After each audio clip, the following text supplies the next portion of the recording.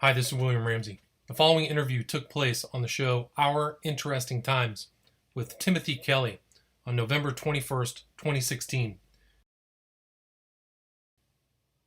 Timothy and I discuss the exposure of what seems to be a pedophilia ring in Washington, D.C., commonly known as Pizzagate.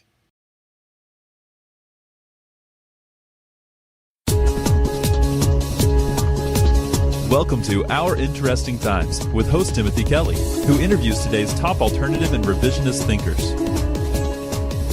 May you live in interesting times.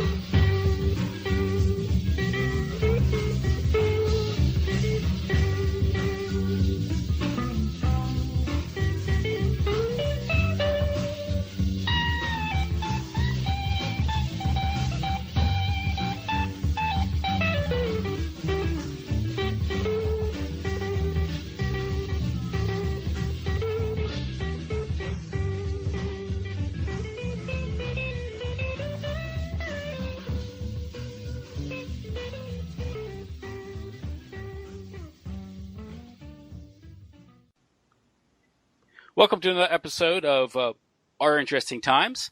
My guest this evening is William Ramsey. William is an author. He wrote Prophet of Evil, Aleister Crowley, 9/11, and the New World Order, and Abomination, Devil Worship and Deception in the West Memphis Three Murders. He's also the proprietor of Occult Investigations, a website dedicated to covering the role of the occult in the intrigues of the deep state, and the host of a weekly program, William Ramsey Investigates, on the Awake Radio Network. William, how are you doing this evening? Doing great. Thanks for having me back on your show. Well, thanks for coming back on. Well, last time we talked, we discussed Aleister Crowley and the long shadow he cast on the 20th century and the 21st century, and his influence in shaping the culture, the politics of our age. And I feel his name might pop up in our conversation tonight again. Agreed. Because we're dealing with some of these emails that WikiLeaks has released regarding John Podesta and the Hillary Clinton campaign. And, of course, these leaks have given the general public a sort of an insight into Hillary and Bill Clinton's political machine and their scandals and their corruption, pay for play. But there's also something much more disturbing being revealed in these emails. It seems to suggest that John Podesta and perhaps his brother may be involved in an elite pedophile ring that goes very high up the political food chain in Washington, D.C.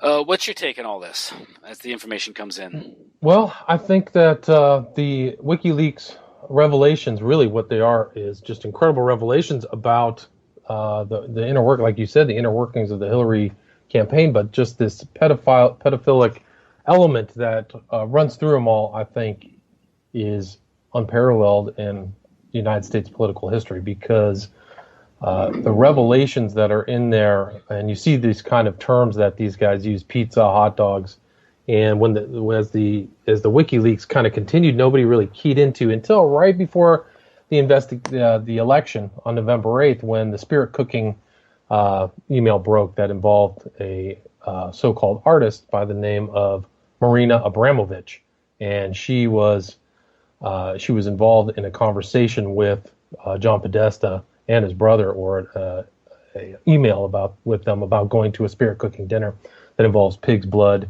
human, semen and milk, breast milk, and all this stuff. So I think that's what really people keyed into. Once they saw that, then they started kind of investigating and really saw these connections that led to some other people who are high up. Actually, somebody who GQ named one of the top 50 most important people in D.C., a guy by the name of James Alefantis, who is a proprietor of restaurants one of which is Comet Ping Pong. And there have been some political events that are held there, and this place is kind of far up on the northwest side of D.C.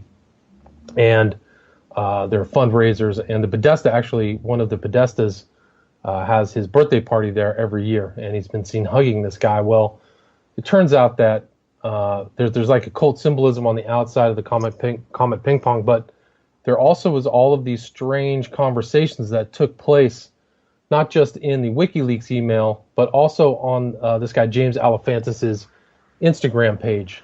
People are referencing other pedophile terms, and what it looks like is this guy Alefantis actually was, I think until recently, the boyfriend of another power player, I guess, or somebody who could be termed an important part of the Clinton machine, a guy by the name of David Brock, who runs Media Matters, and another one, Corrected the Record, which was a very aggressive defendant of Hillary Clinton online. They were known for trolling almost anybody who had anything negative to say about them, about Hillary Clinton. So David Brock is not some fringe player. He was very involved in politics, and there's actually a picture of him on James Alefantis' Instagram page. But since November 8th, in the last 2 weeks, the independent researchers have just been on a tear on Reddit and on YouTube and on 4chan, putting together pieces and analyzing a lot of these pictures and a lot of these relationships.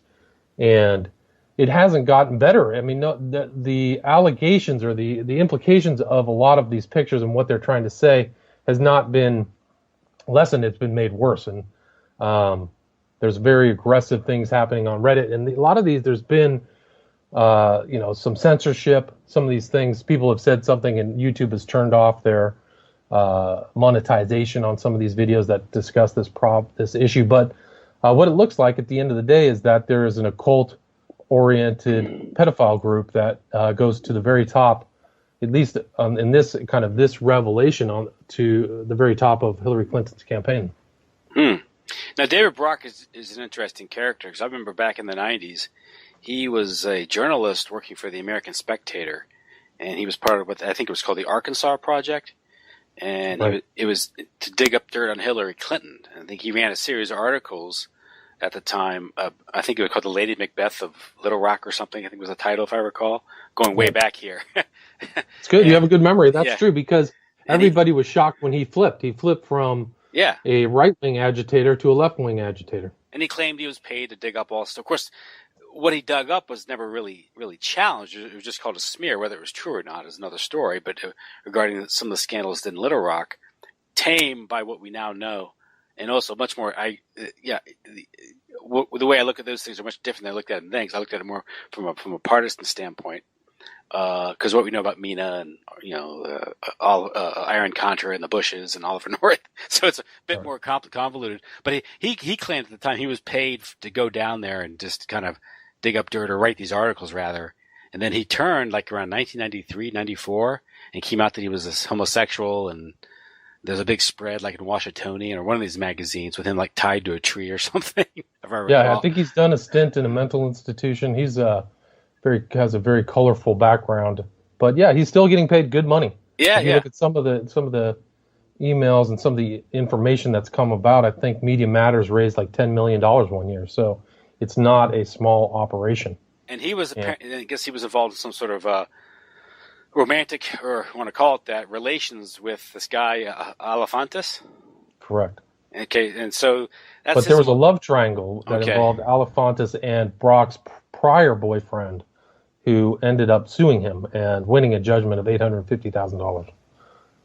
Okay. So as Alefantis' character, he owns Comet Pizza. Correct. Comet Ping Pong Pizza.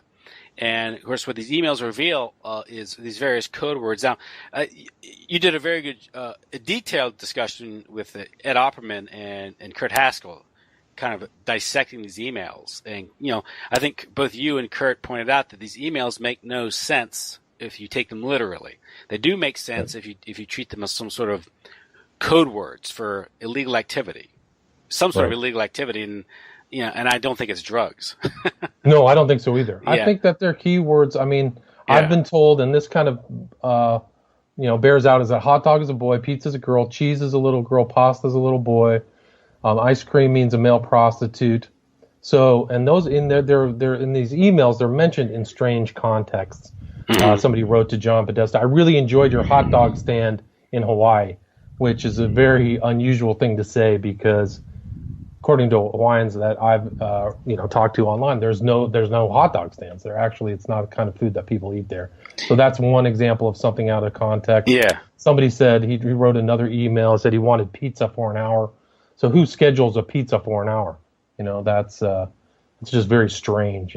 Strange conversation. So and you have the one thing where a realtor found what was it, a handkerchief with a map on it. Yeah. Yeah, and apparently it's a checkered handkerchief, black and white, which means dominatrix with a white girl, I think, or something like that, or whatever. But yeah, and the map would be DNA. That's what I've heard. That I've also heard that a map is a minor attracted person. But this is from Susan Sandler. She says the realtor found a handkerchief. I think it has a map that seems pizza related. Is it yours? They can send it if you want. I know you're busy, but feel free to respond if it's not yours or don't want it. Would you take that as like a implied blackmail? That's an interesting angle. Because I think why would you, that's like saying, right, like I've got something on you. Yeah. Which is, I think, which is one level of all this. I think is you see this running through the Franklin scandal, the Mark Dutroux affair, is that this is a blackmail operation. Same thing with Epstein, right? Because it's being recorded, and this is how you compromise. That's how you suborn governments. And powerful people. Absolutely. I totally agree. I mean, I think that this, none of the victims have come forward on this thing, but you never know what's going to happen. Well, I was going through the photos, and if the website I was visiting is to be believed, that some of these photos on this Instagram, it's like they have little child-sized coffins. Yeah, I've seen that. That's one of the that came from, so Alefantis ran his Instagram as Jimmy Comet, and the interesting element, a lot of like really intrepid investigators went through and checked out the people he followed or who followed him. And that was one of those pictures that came out of one of his followers was some very creepy person who made child-sized coffins. And I think it was the guy's name was Working on My Night Cheese. So here's the cheese terminology. And he writes, full welds ran, ground, sanded, blued. And that picture, I have that picture. It's, and then there's somebody else who chimes in, well done, kiddo, like this. And there's all of these other statements who are made in these Instagram pictures, like there's one that references there's a young boy, Jimmy, and Jimmy Comet writes in chicken lovers, where chicken is another phrase for a young boy or girl. And they have these photographs there that are just, remarkable. There's tons of photographs of Alefantis with Podesta, one of the Podesta brothers. They're a remarkable record, and it's just incredible. There's actually a really heavy duty occult reference. Alefantis was a producer for a film called The Chapel Perilous. It was a short movie, and The Chapel Perilous directly references Robert Anton Wilson, who was a Discordian and an occultist and an admirer of Aleister Crowley. And that was kind of the place you went. It was like a dark place of learning. You have to go into the Chapel Perilous. Mm-hmm.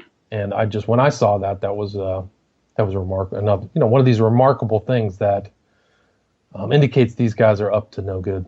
And if you go to the website of this place, Comet Ping Pong Pizza, it advertises itself as a kid-friendly family restaurant. But you look at the photographs, or the paintings there, the artwork they have there is completely inappropriate for children, if not for adults. Yeah, there's a mural in the background of somebody holding somebody's head in their lap, and there's apparently the bathrooms have even more lurid murals, and it's just kind of creepy when you put the lens on, like this is a creepy place, you realize the ping pong table out front can be seen as like an attractor to little kids. Oh, ping pong, you can see that element of like this pedophile playground. And there's some very disturbing videos online. Alefantis did a segment with Diners, Drive-Ins, and Dives with Guy Fieri, and you just kind of get this feeling like it's not right. It's not right. And it's just amazing. There's a long tunnel complex that runs under Connecticut Avenue, and these guys, there's pictures of them underground, digging trenches and making jokes about, sexual activity inside these holes. It's really it's just incredible. And there's that one video that I saw where the guy's talking about pizza. If you Right. that voice. Yeah. And Believe it or not, that's a girl. That's a girl from a band called Heavy Breathing. okay, And that's a girl. That sounds like Yeah. an effeminate male. It but does. It does. It's hard to believe, but her Yeah. name is somebody's tracked her down as well. Her name is, I think, Kleinman, if I remember correctly. But yeah, please, yeah, she says some very interesting stuff. Well, what I can only gather from that is she's referring to some sort of like child sacrifice, right? Well, she does. Maybe she's. I didn't get that part, but I did see one of those videos of her where she's talking about like people's preferences, and somebody shouts from the audience, "Little boys," and she says, "Oh, everybody has their preference." Okay, that's another video. I saw one where she's talking about she's apparently referring to a cord and the baby. Then she says euthanasia, and then I remember that. I saw that. yeah. So it's it just There's another video of her where she says, "This is not Satan's place. Satan is down beneath us, and we have to do something to bring him here." I was like, "What?" It was like a ritualized thing. I'll show you that. I have that video. So yeah, it would be bad enough if this were going on, but when you have power players, John Podesta, chief of staff of the Clinton administration, he was the chairman of the Hillary Clinton's campaign, and he gave the concession speech. He gave the concession When speech. Hillary was too drunk to come forward or too enraged, he was the one who gave kind of a half, kind of admission. Wait till tomorrow, the votes may come in. I mean, why would he say that? Did he expect extra votes to be tallied? I don't know. And there's an email referring to, is it the White House or President Obama spending $65,000 to fly pizza in from Chicago?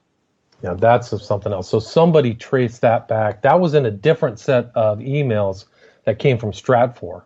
Stratfor was hacked by a guy named Hammond who went to jail. He was actually prosecuted by the New York federal prosecutor. I think it was Preet Bharara, a guy kind of is a well-known prosecutor, and sent him to jail. But those were Stratfor emails were sent out. And in one of those emails, there's a statement that said $65,000 for pizza and hot dogs sent in. And then they said, are we going to get those? And are we using the usual channels?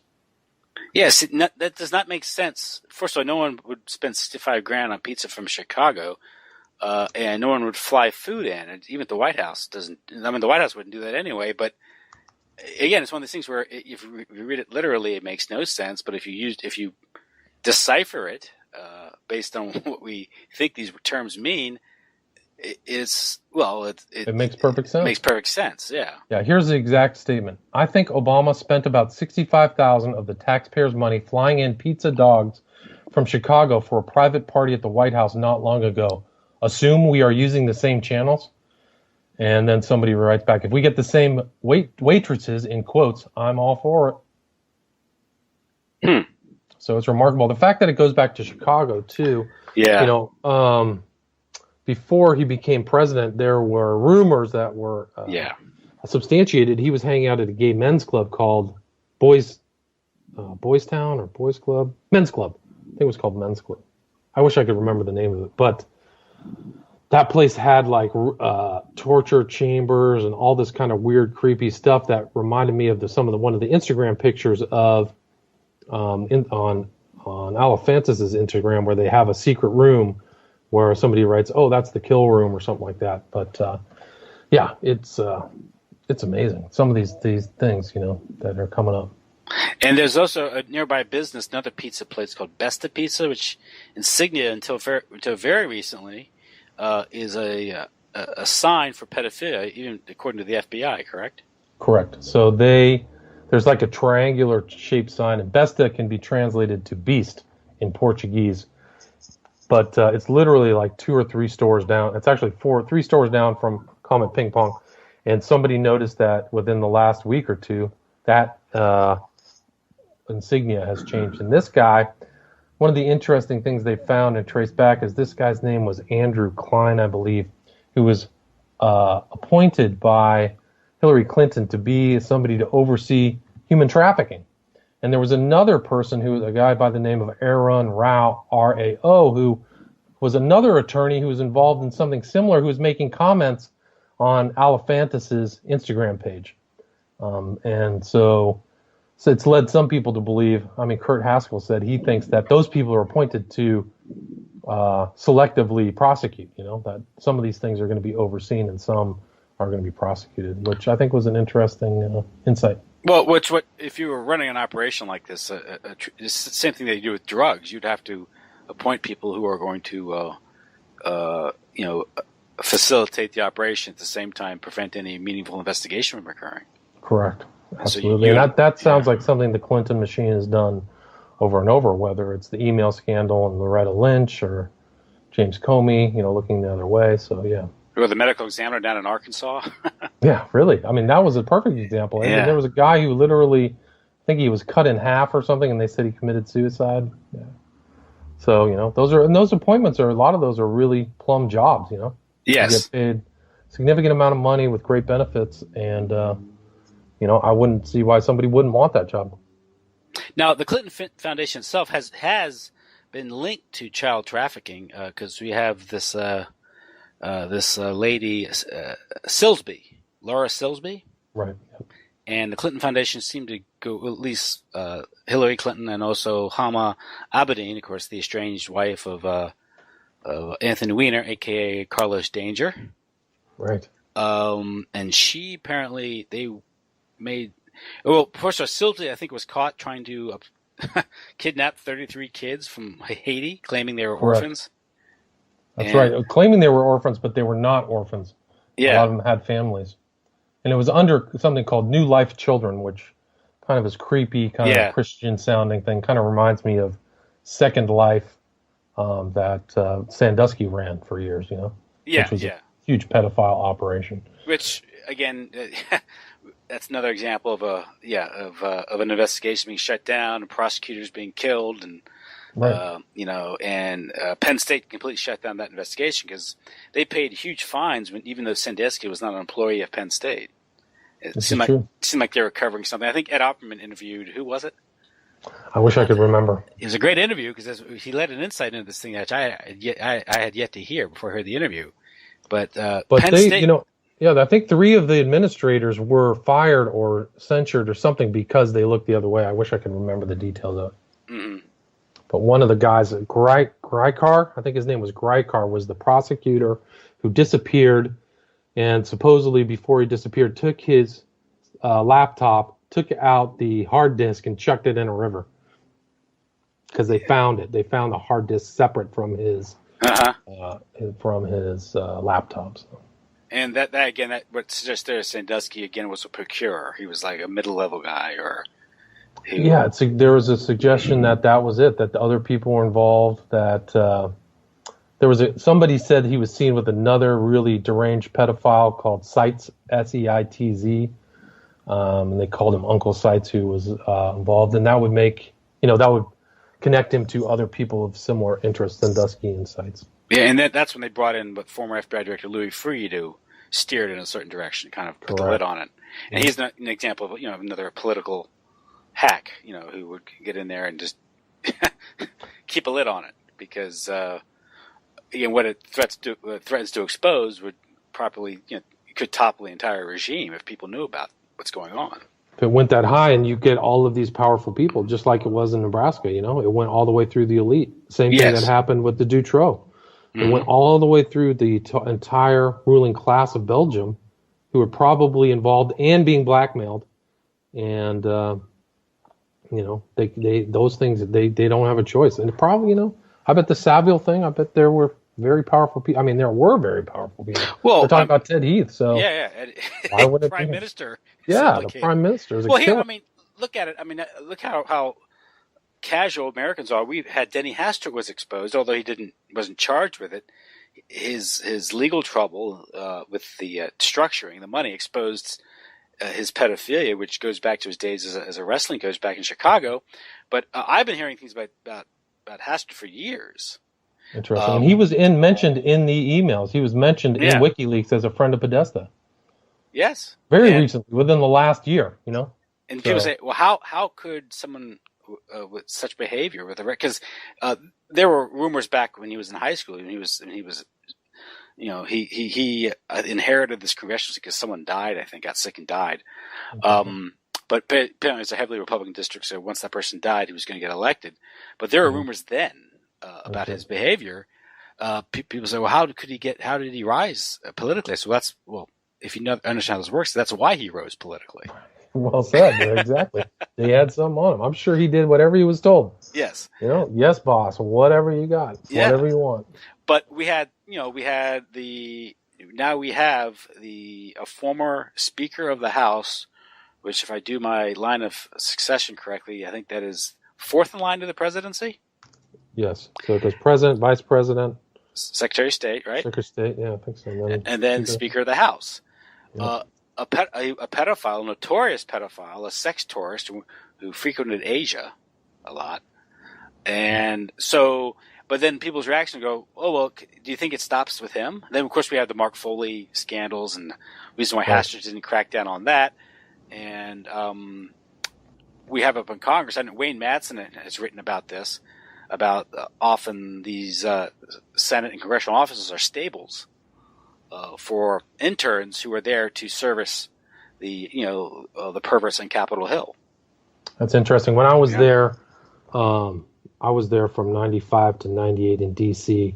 and knew very close friends who worked in Rayburn or one of these big congressional offices. So we would walk around. I was there once a week. I was there all the time. And there was one guy everybody knew, all the interns and all the people working at the offices, they knew there was one guy from Oregon who eventually got busted. And they said, just never go in that office. Don't ever. And everybody knew. And what he would do is, like, if this attractive woman would go in, he'd come up to her and try to kiss her. And he ended up getting busted and censured. But before it happened, we all knew. We knew the story. Yeah. So I think a lot of people know, they just keep their mouth shut. I'm trying to find his name.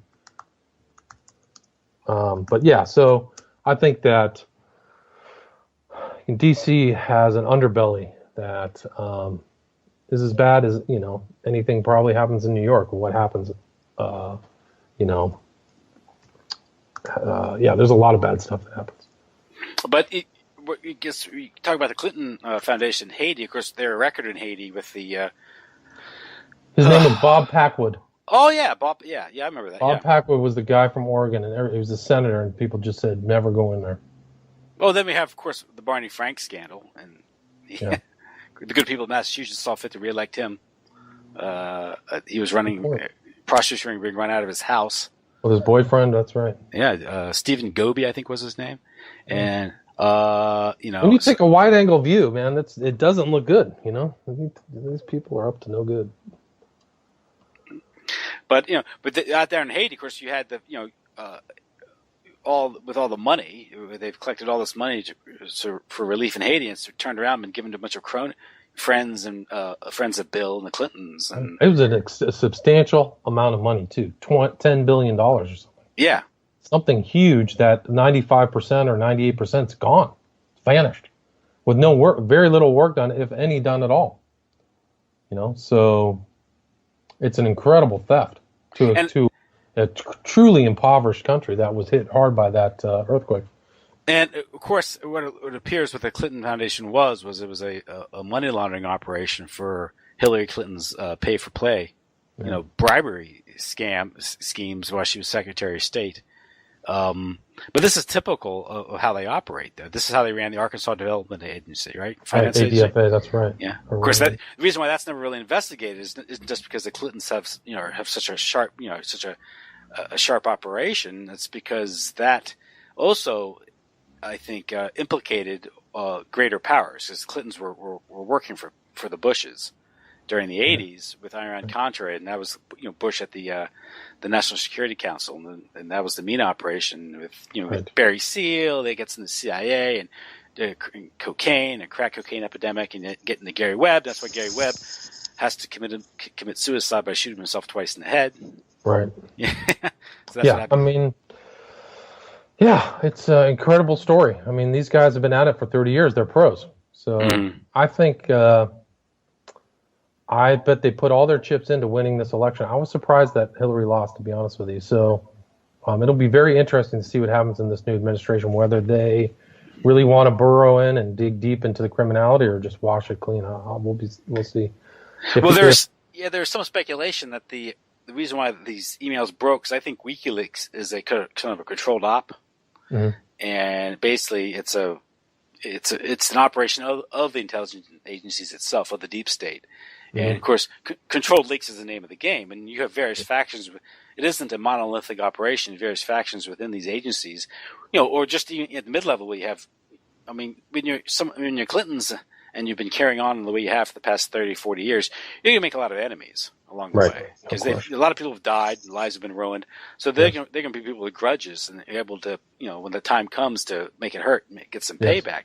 That might have happened here. It also could be that the people that choose our candidates for us decided that Clinton was simply too corrupt to be a useful puppet. And I agree. The system has to maintain some credibility, after all, right? It has to have. I mean, can you imagine if they stole the election with all of this crime and all of her being very, very ill? The credibility of the entire government was it, and the people were talking about conflict. People from who were in the deep state saying, "Hey, this is a problem." When those people come forward and say that, so I totally agree with you. There are things in WikiLeaks. Why aren't certain other things leaked? Yeah. There are some things that are leaked, but why aren't like the CIA documents? Julian Assange won't touch 9/11, right? Right. Good point. So he denies that. So that can tell you something right there. What that operation is all about. And I've heard some other interviewed Dr. Joseph Farrell about his idea of what happened with Trump. And I originally thought Trump was put up there to ensure her victory. Likewise. And then around October, I started to see things happening. I said, "Wait a second," because I never thought Hillary's support was so shallow. Right. And I think her candidate itself was almost like an avatar, or or not an avatar, but what do you call it? It was, it just wasn't real. Her support wasn't real, and support wasn't real. Everything was fake. The polls were rigged, so the polls were propaganda. So there was nothing there. All of the people who liked her were propaganda. Her stadium seating and all of her speeches were fake, and nobody was there. There was literally nobody there. But Trump, man, those aren't. I don't know how they could fake filling those stadiums with 10,000 people. Yeah, with paying them all, and I mean all of her stuff come out to the thing. I'll pay $18 an hour. So her whole thing. I don't know. Even now, now they're trying to. They keep counting these popular votes where she's up like at 1.5 million, and of course no one wants to address that because of the voter fraud. Because out in California with all the illegals voting and all that, there's an effort to. So not to mention the fact that when you run on an electoral college system, you don't campaign in the states you're going to lose. Right. It changes your electoral strategy. So the popular vote has no legal standing whatsoever in the election of the president. Right. But it wasn't even counted until the 1830s, I think. No one bothered with it, Yeah. And I personally have to go back to a system where just the legislatures appoint electors, and we'd be spared all this nonsense, all this craziness and expenditure. I mean, she spent $1 billion. Look at the money that's spent on this. Yeah, if not more. So, but it's just really crazy. But the idea is that what happened was, and I look at it sort of as an optimistic thing, is that there's a faction within the ruling elite that's maybe said, "Hey, we're going too far with this globalism stuff, and we have to reverse a little bit. This is too far." And her warmongering, her threatening war with Russia, this isn't right. So sometime around September, October, they switched their allegiance to Donald Trump, and hence you get all these leaks. And I think you're right. That makes perfect sense. And Trump himself was.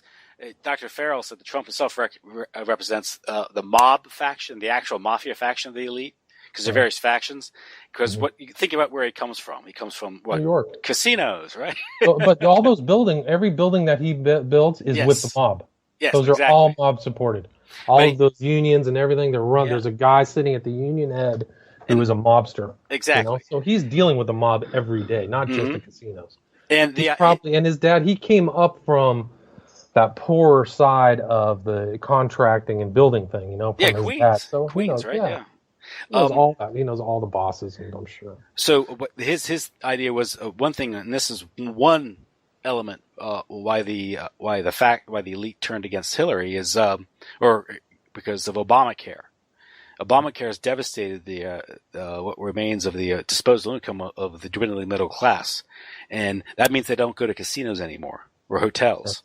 Right. That makes sense. And I was like, well, that makes a lot of sense. That Absolutely. makes a lot of sense. Absolutely. And it wasn't like he woke up one day, I'm going to run for president. No, he had backing. And he had plotted. He had thought about running for president. I think it was 2 cycles ago. So it was 2008. Oh, he's always been plotting and planning to be a presidential candidate. And he sought the Reform Party's nomination in 2000, so you could make the claim that he's sort of a backdoor third-party candidate. Absolutely. Absolutely can make that claim. I mean, it was a remarkable. I've never seen any election cycle like that ever. Yeah. That was just a crazy election. I think that I do think that the emails did have an effect. I think right before the end, when people are talking about spirit cooking and Crowley and blood rituals, the Christians just went, no, I can't vote for Hillary. Done. And those are really the people who came out and won the election. Michigan, Pennsylvania. I told my wife election day before the numbers were coming in because I felt that said Trump's probably going to win. She says, I don't think so. I said, well, I do. I think he's going to win because one thing is the base is not motivated. You're not going to get the black vote to turn out. Right. They took the black vote for granted. They were condescending. They were stupid, and they knew that Hillary was rotten to the core. And you'd get the Democrats coming out to vote, but you're not going to get the turnout you got under Obama. Right. That's a good point.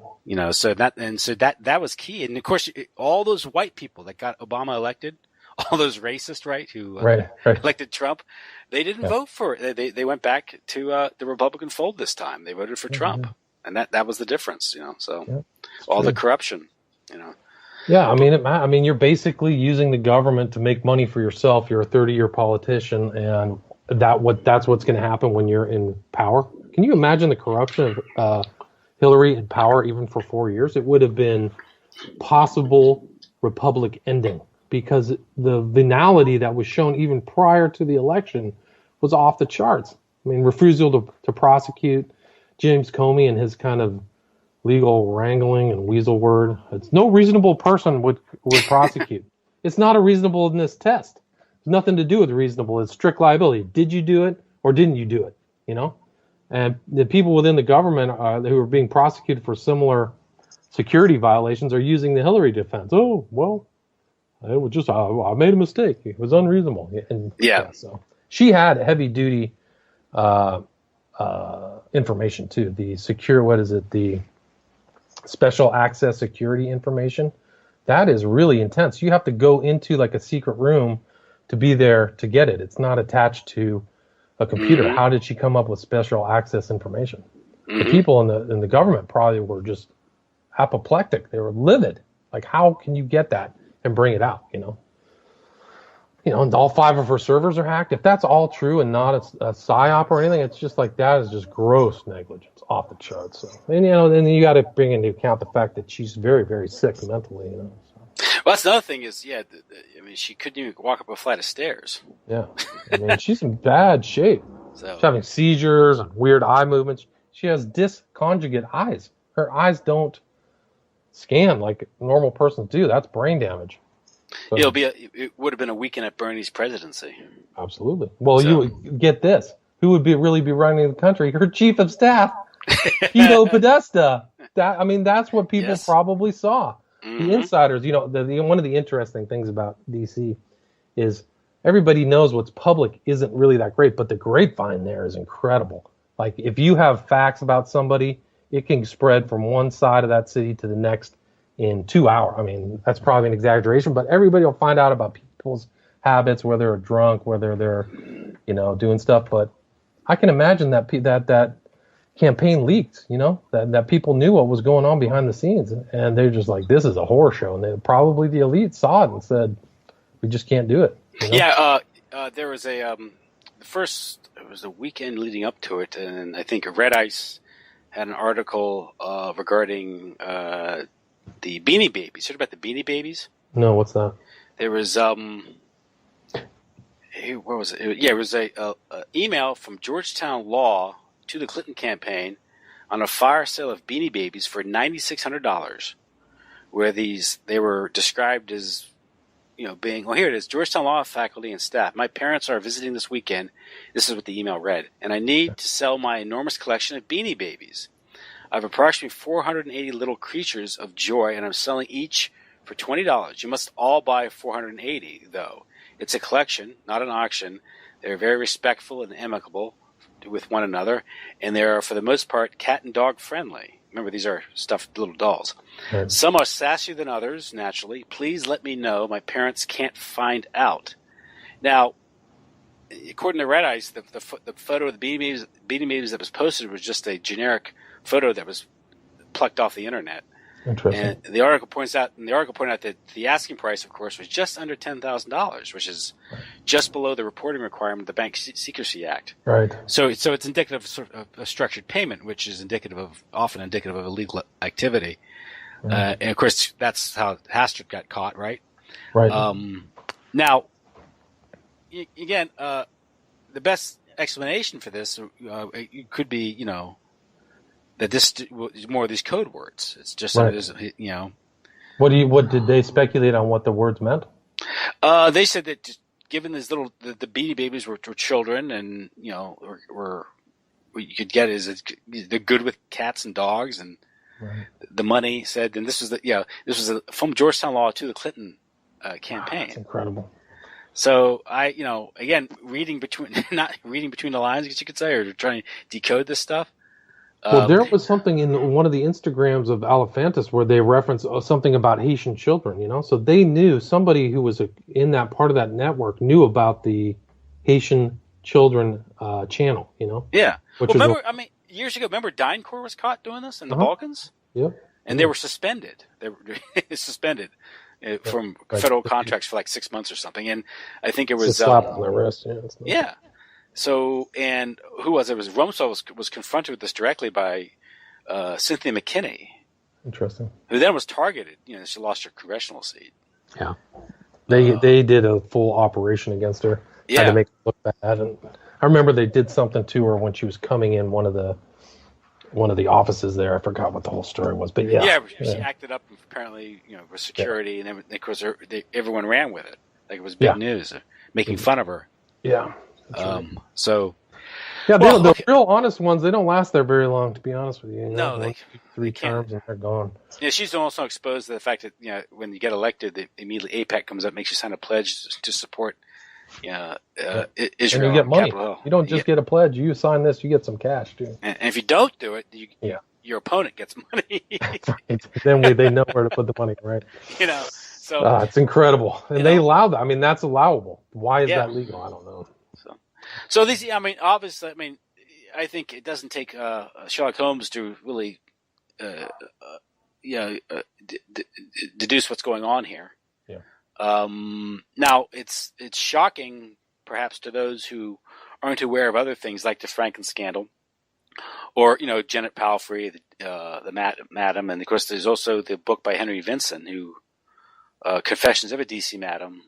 The Politics of Sex, Lies, and Blackmail, where he revealed, because he ran a gay prostitution outfit under cover of a mortician service. Interesting, I didn't know that. In D.C. And what happened with that was it was exposed because certain government officials were using their government credit cards to pay for the services, and of course someone at the GSA saw this as an irregularity, started investigating it. And they started asking him questions. He said, "Well, I don't know. Talk to him." And one of the persons was Donald Gregg, who was the national security advisor to President Bush, and then also became the ambassador towards South Korea. And he was also a 30-year CIA veteran. And you'd think they'd be smarter, right? Yeah, and pretty brazen. Yeah, and this coincides. I think linking the Franken scandal to D.C. isn't too hard because that's. What was that guy's name? He ended up dead. Craig Spence. Craig Spence, yeah, that's right. Yeah, the GOP lobbyist. Right. And he was running a mansion in D.C. where he'd hold these parties when things would get kind of strange later in the night, but it was wired for audio visual. Right, with mirrors, one-way mirrors or two-way mirrors or whatever. Yeah, and Craig Spence tried to recruit Henry Vincent and get little kids, and Henry Vincent wouldn't do it. He only dealt with adults. And there were big names at his parties. Big type, names of media people and stuff like that. According to Henry Vincent, William Casey was a client. Wow. The FBI. This is the Knights of Malta Catholic William Casey. Good Catholic, right? Yeah, there you go. And he was a client, and this gets into the Johnny Gosch story, and some people have speculated this guy Jeff Gannon, this prostitute who was let into the White House, is Johnny Gosch all grown up. I don't know about that. Yeah, but the Franken scandal, of course, that's based out of Nebraska, but it was run by this guy named Larry King, who was a big up and coming GOP figure who ran a credit union out there. And of course, he went to prison for embezzlement. It was like $40 million, which is a huge sum of money considering the size of the credit union. Right. But there's some speculation that also blends into the Iran-Contra. Because here's what was going on with the savings and loans and banks at the time, they were being looted for all types of organized crime and intelligence operations, sort of like little BCCIs. Right. And there's a book by Peter Bruton called George Bush, the Mafia. And is it this George Bush, the Mafia? But he talks about the banks in Texas. And, of course, there's the Silverado case with Neil Bush. Right. And basically they'd give sweetheart loans, and money was being funneled through these banks or taken out of these banks to pay for all types of illegal activity or intelligence operations. And they would just cover loan after loan. Eventually the banks went kaput, and the taxpayers are left with the bill. Right. And there's some speculation that maybe the credit union up in Nebraska was also involved in that. So you can never really have a full investigation of the pedophile operation without exposing this whole thing with the banks, Interesting. Well, it's interesting. When I was in D.C., I lived in Northern Virginia, and it was talked about that Larry King ended up at a car dealership in Northern Virginia working as a car salesman. So sometime in the mid to late 90s. That's right. It's interesting that after he blew out there, he goes to D.C. Yes. And I guess he was convicted for embezzlement, but he never really. I don't think he served that much time. No, he didn't. Yeah. In fact, I think his accuser served more time was it Alicia Reynolds? Yeah, that's right. They put the girls in who made the claims about it in jail longer than he was in jail. Yeah. They claimed that she perjured herself and she wouldn't recant, and the fact that she wouldn't recant proved she was guilty of perjury. And there was Paul Bonacci was the other one. Yeah. The two that wouldn't recant, others recanted. People suggest or said they recanted under pressure. I don't doubt it. I think that there's a conversation between him and Stoner, this guy who turned up dead, where they were talking about it, that they were under pressure and they were being. I can't remember if they recanted or if they did recant, but they were under pressure to change their story. Mm-hmm. One of the people who was with Spence it's Ted Koppel. Ted Koppel was involved in the whole Spence scam. So that guy, this is like the head of one of the major media networks telling news to the people who was involved in this, blackmail scheme by Craig Spence. And Craig Spence conveniently committed suicide. Absolutely.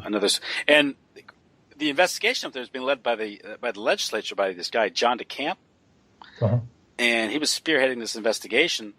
And his investigator Gary Caradori was his name. Right. Yep. And he apparently got the goods. I got photographs and I guess of some prominent. Yeah, he told people he had the photographs before he got on the plane. And his plane disintegrated in midair along with his son on board, flying back from Chicago. I think this was July 1989. And That's dangerous business, man. Exposing this stuff is very dangerous business. And what happened was when a farmer saw it disintegrate and come to the debris fall to the ground. And a car pulled up, and someone collected the briefcase. The briefcase went missing. Yeah, I believe it. So I mean, so that case was was shoved under the carpet, covered up. Well, they're doing that to this whole Pizzagate. They're trying to forestall it. They're actually, somebody claimed that they tried to juice the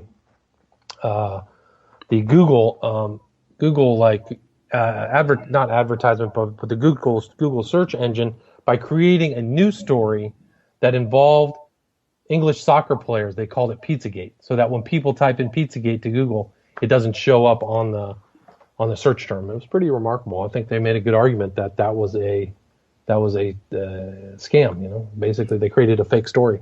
So what does that suggest about what's going on? I mean, Google is a huge mega corporation, is helping cover up a pedophile ring. Why would they want to cover up a pedophile ring? Who knows? Good question. I mean, this goes. I mean, it's known that Schmidt, who was one of the heads of Google, I think he was the CEO at one point, was basically a non-designated member of the Clinton campaign. So he was always around. He was seen holding a press badge, and he was. I think there was a meeting between him and Hillary where he said I could do anything.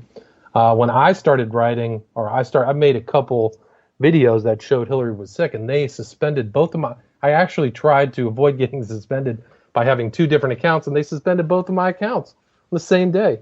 And I think that was a message, hey, don't go there. You're not allowed to talk about Hillary.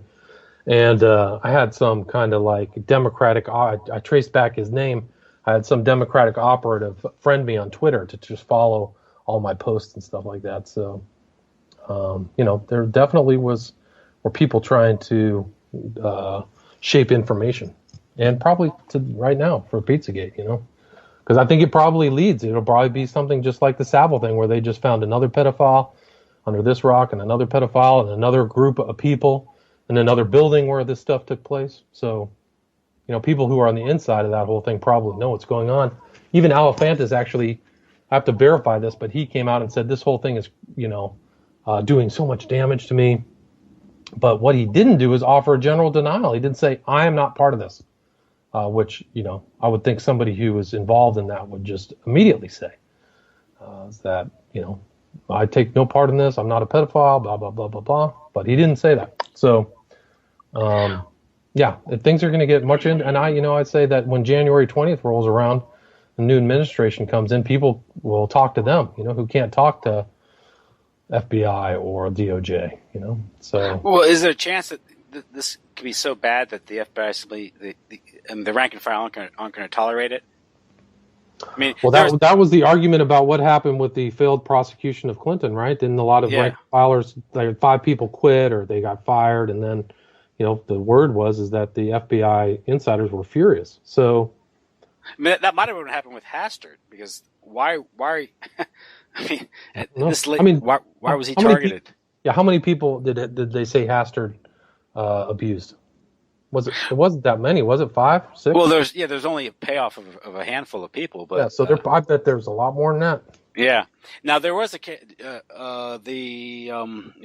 Sybil Evans was talking about this, about how do you remember back in the late 90s during the Lewinsky scandal, mm-hmm. When what's his name, Hustler Mag, Larry Flint. Larry Flint. He was asking for more information. Yeah. Offering rewards and all that. Apparently, according to Sybil Evans, he was being fed information from the FBI, who was conducting illegal surveillance to go after Clinton's accusers or his opponents, to expose their scandals. Yeah, and so what happened was an FBI detail was put on this, and what happened in the course of doing this, they uncovered a lot of this pedophilia. Oh, interesting. I didn't know that. But they were told that they couldn't do anything about it because it was a bigger investigation. And so you had a lot of these agents being forced to wiretap and listen to children being delivered to political figures or businessmen and stuff like that.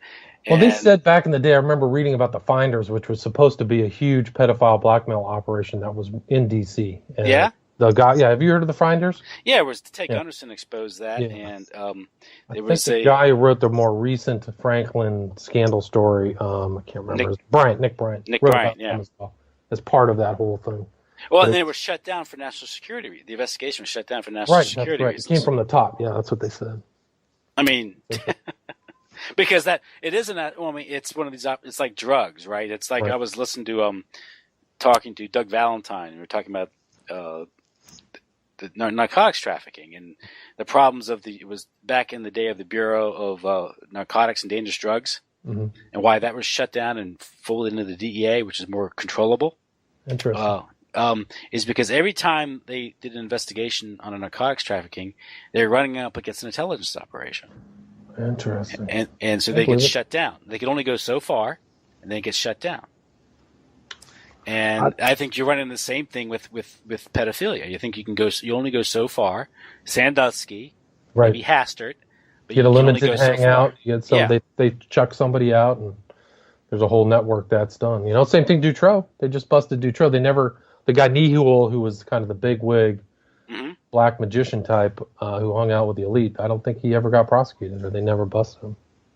And Dutroux, I mean, this unemployed electrician who was voted a pension by the parliament and given a virtual unlimited prescription for Rohypnol, the date rape drug. Interesting. I didn't know that. And he also owned 3 houses or 4 houses. Yeah, multiple houses, and with no real income to speak of other than this pension. And then at the same time, there's one case where a carpenter or electrician was with a cop, and they're looking at one of the homes that had been boarded. One of the rooms had been boarded off, like drywall. Right. And the guy said he heard children behind the walls there, and the cop said, "No, you don't hear anything," and made him leave. Yeah. Wow. So that there was an official. I mean, not just cover up. There was he was aided and abetted by the officials. Yeah. And we, of course, in the United States, we hear nothing of this. By the way, you have to read. You have to read websites that are translated from Belgium and stuff. Yeah, like that. Or Dave McGowan, his book. McGowan. I read it in Program to Kill, Dave McGowan's book. Yeah, I wish he was here. It's too bad that guy left us, because he would probably just be tearing it up about Clinton and the pedophile stuff. But apparently there were so many protests in Belgium when this occurred that someone commandeered a fire truck and washed down the parliament with a hose. Well, they called it the Night of the White Shirts or something, where 300,000 people walked out in downtown Belgium because the public knew it was a cover-up. The guy who was prosecuting was taken off the case. So something like that may happen in this whole Pizzagate thing. I mean, you don't know. Well, there has to be wide public consciousness of this, and you're not going to get that with the with the controlled media. It's not it's not reported on. Yeah. And people are kind of when they hear about this, they're like, what? Well, you have to put these things in context. You have to understand what the Franken scandal was. You have to understand what the Finders case was. You understand the McMartin case and the role that trafficking and blackmail and pedophilia play. In power politics, In power politics, I mean, blackmail is the best currency in politics. Yeah. That's how you control things. Disappointing. That's just the truth. I mean, especially, I mean, it's interesting. I think they'll find out the Podestas are like occultists, and that this is kind of, for them, it's not as much of a moral, conundrum for them. They just, that's what they're going to find. That's what I think that they'll find out in the next couple months. And through Abramovich, and I mean, she's already got connections to Crowley. She's done some backward walking mirror thing, which Crowley specifically laid out as a kind of exercise. So she's got some definite occult pedigree for real. Yeah, and Crowley himself, of course, as you talked about in our previous discussion in the late summer, was that he was an intelligence asset. Absolutely. And he had many ties, and he had ties to Kinsey. And this gets into a broader discussion of what's really going on here, because we're talking about the degradation of society, not just sort of this elite pedophilia group, but Crowley himself, pedophilia played a big part in his philosophy. Yeah. And perhaps, again, it's the ultimate excess, perhaps. It's the ultimate, violation. The kids, yeah. Yeah, you go after the kids. And it's inversion of what adults should do for kids, which is nurture and protect, rather than destroy and degrade. I think he said in one of his books, it was World's Tragedy, he wanted to introduce sodomy to the young men of England. That's right. And of course, the world's tragedy was Christianity, right? Right. Yeah. Yeah. The world's tragedy was the birth and death of Christ, so it was a direct assault upon Christian values. What his whole life was, really. But the role this plays in power politics is interesting because not only, of course, we have the dynamic of blackmail we have to consider and just how pervasive it is. And as a practical matter, you say, well, this is how the intelligence agencies would control things like oversight, get control of make sure that they have pliable, officials right. In place. But there was James Corbett had a show a while back. He interviewed, forget his name, from Europe. It was a professor from Europe. He came up with an idea called kakistocracy. It's rule of the worst in Greek, I think. And the idea was that why would the elite want to practice pedophilia? And his theory was this one way that the elite ensure that there's a reliable stable of psychopaths, because the trauma that it creates in children, the shattering effect, the disassociation that it creates from this pool of victims, you can have a reliable source of people who are going to think like you. Right. Ruthless, take advantage of innocence, or don't care about other people. Yeah, that's believable. I mean, so there's a sort of a method to the madness. There's a sort of a ruthless strategy to it. But another thing is, I think we talked about this last time talking about Crowley, is sort of Crowley as a change agent. I think I referred to him as sort of a chemical concentrate that's put into the cultural well, and it spoils the well. Yes. And his influence and his cultural influence, entertainment, of course, with the rock music, and how many celebrities are devotees of Crowley, and how in order to rise the political to work your way up the political food chain, and even entertainment, is you literally I guess it's like you have to meet the devil at the crossroads and sell your soul. Right. And this would suggest that there's something like that bargain is made rather frequently in Washington, D.C. or in Hollywood or in New York. I would agree with that. I mean, there's some kind of system that people who aren't part of the pyramid, so to speak, don't see, but it happens. And if you look at, like, for Alephantis, for example, all of his followers, or all these people on the Instagram, you'll see them making the one eye symbol. The Eye of Horus is just a common theme, as well as the smiley face as well, which is kind of a chaos magician kind of idea. You'll see these symbols. So all these people in that group have, and what's interesting is what's missing. There's no pictures of the Bible quotes, family pictures, nice serene holiday pics. It's all kind of weird, occult, strange, modern art type posts. And but you see that this kind of secret society, occult thing has pervaded at least this Alephantis case from really top to bottom. And so you see these people, it's kind of this change agent. They probably have normalized their behavior. They just think that this is it. This is what we do. And you can see the kind of same thing happening. I heard one guy today talk about the girl who sings "Half Party in the USA." What's her name? But she has all kinds of pictures of pizza. She has a bed frame of pizza, and Miley Cyrus. Sorry. So Miley Cyrus has made that bargain. She made that bargain to get into the Age of Horus, kind of mentality. And so yeah, I think that Crowley's influence of total permissiveness, no restraints. When he talked about freedom, he meant freedom from restraints, not kind of freedom in a political sense. Yeah. And you see that through him. And I mean, it's interesting. There's a speech by Savile where he talks about, I'm totally free. Nobody has achieved the level of freedom that I have. That's not verbatim, but you can trace this kind of some of this modern stuff back to the occult and Crowley and kind of cult ideas. And when you get figures like Crowley, who connect to people like Kinsey, and Kinsey connects to the foundations, the Rockefeller Foundation, and at the same time, I think we talked about this last time, is you have Playboy being published, you have the I guess the cracking of the production code in Hollywood, the normalization of pornography. And so society is degraded, and this isn't just some sort of, you could say some sort of a gradual erosion that's occurring naturally, or just the progression of certain events. A lot of this was planned out.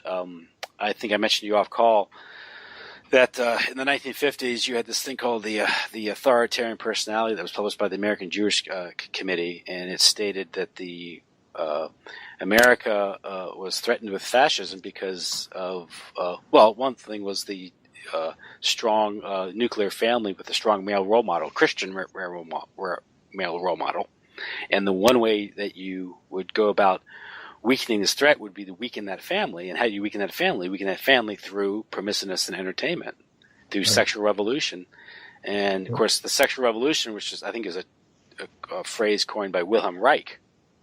Interesting. And he became sort of although he had long since passed away in the 60s, he became sort of this figure. I think it was in the student riots in 1968.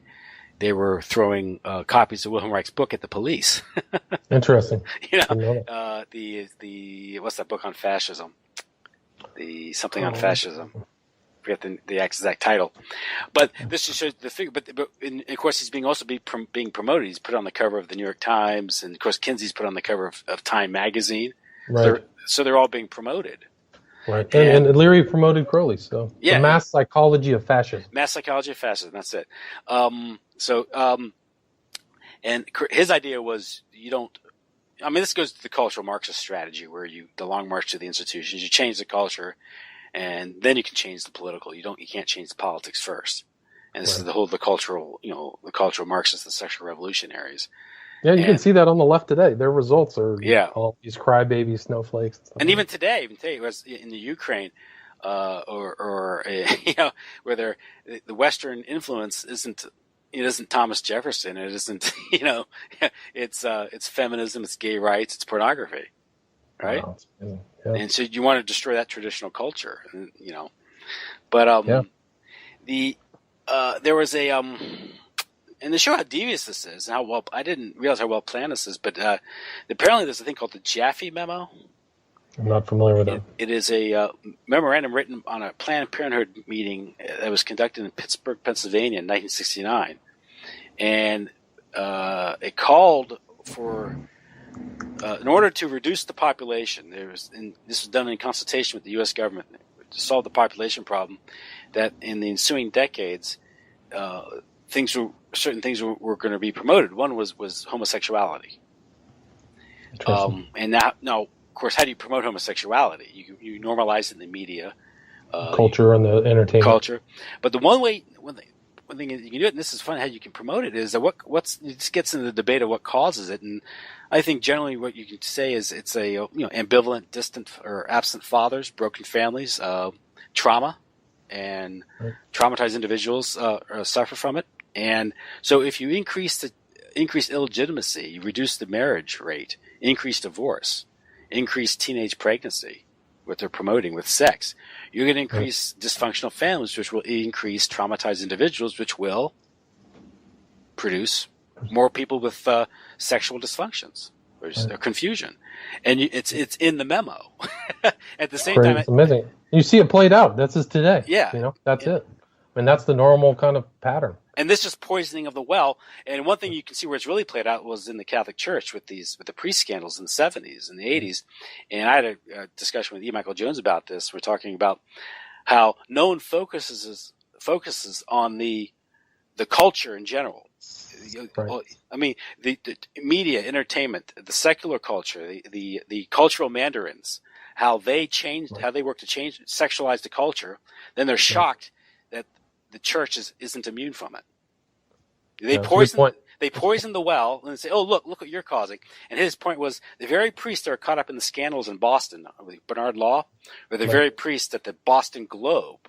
The people who did the Spotlight investigation. Right. They're the ones that the Boston Globe is praising for their innovative youth outreach. Wow, that's amazing. So they don't take any ownership of this. Like, you can destroy the culture, poison it, then be shocked that this has some sort of that they're not really shocked. I think it's bad faith on their part. And you can kind of see this kind of rise of Trump, what's called the alt-right, as really a reaction against the encroachment of that cultural Marxism, anti-family. Mm-hmm. And I think that's why a lot of the white people in the Midwest came out to vote. They saw Hillary Clinton and Obama as, basically front soldiers for this Planned Parenthood, destruction of the family, cultural Marxism, that to me is just rotten to the core. I mean, it's inchoate. It's not always thought out, but that's national. That's electoral politics. It's blunt. It's crude. Especially national electoral politics. But it's there. And a good example that I would say that perhaps in North Carolina, it might have made a difference, because North Carolina is where there was that faux controversy regarding transgendered bathrooms. Obama won North Carolina in 08 and 12. Clinton lost it in 16, and Trump won it. No, it could be that was just enough to get the people out. I'm voting for Trump, but you know why? Because he comes across as normal. Right. He's a man. And so this is where that has its effect. I do think that maybe in a state like North Carolina, where they're getting, the state itself was being blockaded by the New World Order for having the temerity to say to reject weirdo politics. Oh, it's just insane. And I mean, oh god, it's if you doubt that it was a coordinated plan, I mean, PayPal, Bruce Springsteen, Hollywood, Madison Avenue. I mean, then you have the NFL in Georgia, which is pushing gay marriage. Right? They threatened to pull if there's some sort of Defense of Marriage Act, I think, in Georgia. Right. And this is before the Supreme Court created the right to gay marriage. But they threatened to pull the Super Bowl out of Georgia. And why is the NFL involving itself in that? Aren't they alienating their fan base, which are, I think, by and large, heterosexual men? Right. Yeah, I think so. I would say 95%, 98%. Yeah. But they're a limit. They're just. But I do think the NFL is largely a weapon of the New World Order. That's why you're seeing, it's been feminized in many ways, and they're wondering why their ratings are dropping. Tanking. Because I'm sick of seeing football players wearing pink all the time. We're in a culture comp, man. It's really pretty serious. I mean, if you step out of it, you can see it. I mean, I think that we may be in the trench. Our people don't see the broader angle, but it's. We're really in the. I do believe that the vote really was a fight for whether this country was going to hold on to proper values or just go way off the deep end with Clinton.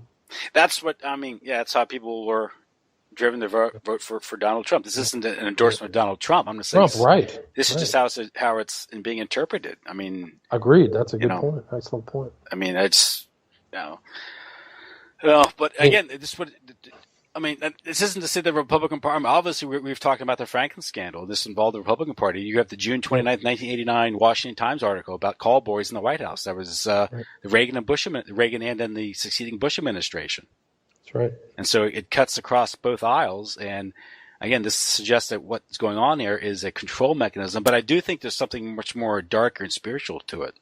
Yeah, I agree.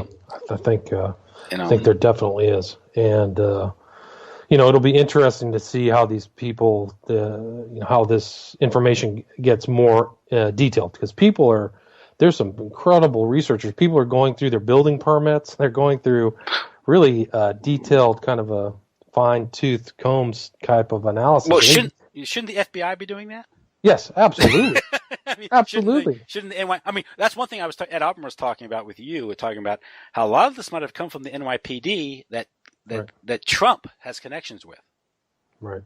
And he made a good point. He was talking about how there was a Hawaii connection to all of this information, and how Trump made a mention of Hillary going to Hawaii as an inside kind of jab at her, that he knew, that he knows the inside information. That's right. At the Al Smith dinner. It's right. Yeah, at the Al Smith dinner where he just roasted her. It's, like the grapevine works very well. I've been surprised about, if you have good information, people will share that, It is currency. True.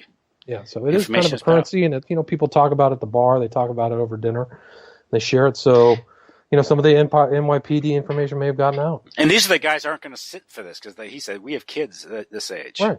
Yeah, it's an abomination. If there's pedophilia, if it's worse than that, if they're actually going into child sacrifice and stuff like that, this is an abomination. And it's right there. It would have been right there next to the president. Yeah. If Hillary Clinton was president, so it goes to the top. It's not something that's just kind of out in the Midwest, kind of like Franklin. Although that stuff did go to DC, but. Mm-hmm. Yeah, and I think Ed made this. Ed was, I think, might have been honest with me. He said maybe a deal was made that we have this on you. So maybe kind of. I don't know. I saw the video of there was a video leak that showed both Clintons, Bill and Hillary, celebrating the night of the election because they got some early returns that were good. Mm-hmm. Oh, okay. So, I think that they may have thought that it was in the bag. So. But yeah, their Clinton gang is it's a criminal enterprise. If there's a prosecutor with a RICO statute in hand, I think that you could apply that to the foundation and all what they were up to. Well, that guy Charles Ortel, I think Ed Operin interviewed him and talking about how the foundation itself doesn't even have its paperwork in order. I mean, it's amazing to think that. You have an ex-president and two lawyers who went to Yale Law School, and they couldn't even get the fundamentals of the paperwork together. Yeah. And they're making billions of dollars. That's what somebody talked about, the pathology of the Clintons, where they have to get in trouble, where they're just constantly flouting things. And it's weird, they're sloppy. It's really sick, It shows some of the pathology of their thinking. It's just you can't do the simplest things. So, well, between now and January 20th, it'll be very interesting to see what happens. If there's anything, it's going to be an interesting ride for the next year, man. It'll be interesting to see that one phase between now and January 20th, and what happens in January 20th and later. I'm skeptical. I think based on my research is that this whole pedophilia thing is pervasive, and it's one of the control mechanisms that define the system. And I think to really do a thorough investigation of this would open up such a can of worms, and it bleeds into so much else. It bleeds into drug trafficking and the true, entertainment. I wouldn't be surprised if this thing gets touched like it was in England, where there are other prominent figures who. Well, I mean, we have the revelations of Hollywood. I mean, absolutely. I mean, was an Open Secret that movie? Yeah, Open Secret documentary that came out. I mean, they talked about it. So. And I mean, it's so pervasive in the entertainment industry that it literally defines the industry, right? It's what it is, and people know. People talk about it. Yeah, and it's There's part of Corey Feldman or Elijah Wood has made statements that it's all over.